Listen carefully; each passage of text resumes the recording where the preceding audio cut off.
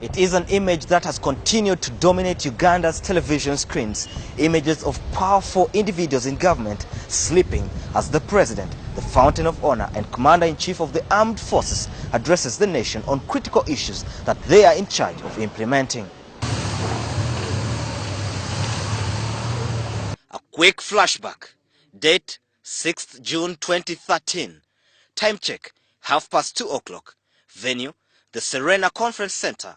Occasion State of the Nation address, where the president is explaining government performance for the previous year as well as his plans for the next.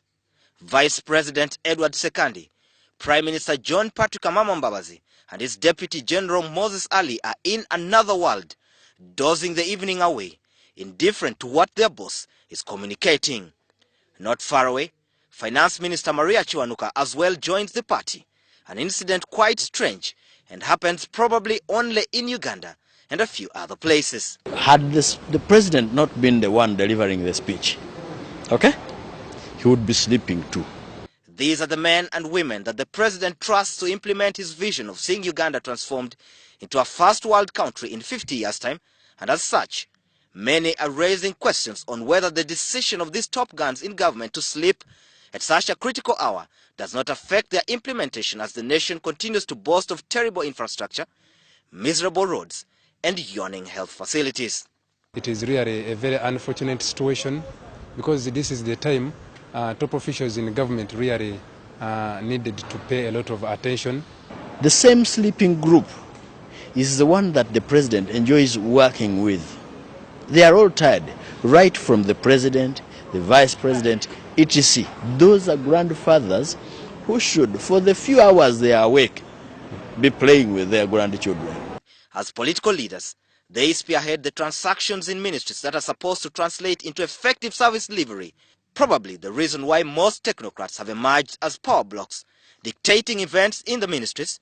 Indeed, the president at some point blamed some officials for not doing enough, citing Ministry of Health on maternal health and issues to do with NADS that the president says must be rethought. Billions have been swindled from the Office of the Prime Minister, Ministry of Finance, Ministry of Public Service and other government agencies, and as such, a joke has emerged that the money is often stolen as the political leaders retreat to slumberland. You cannot expect life to be better. One with a sleeping president, with a sleeping vice president, with a sleeping cabinet. If you looked at the red paper today, the headline is, "They have slept again." It is critical for the country to be reassured that these events do not play out as well in the day-to-day running of government business, where some have already complained about unnecessary bureaucracies and delays caused by officials who are not bothered or rather prefer to take their time. And yet, the president promised improved service delivery in the next financial year, and many will be looking out for its implementation. In any case, the resources are limited of members of parliament in the opposition.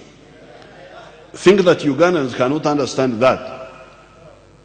You think Ugandans have not read the book of Genesis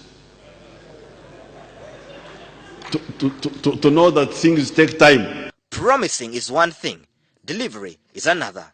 And as people in charge continue to sleep during critical hours, the public might be worried as chances are that the promises could pass unnoticed. Some have argued that most top guns in government have since become weak, consumed by old age, yet they have never thought about hanging their political boots as the countries continue to suffer the repercussions of their tiredness. Surprisingly, even some younger people are falling prey to the sleeping bug. Sabiti Joseph, WS Television, from the Ugandan Parliament.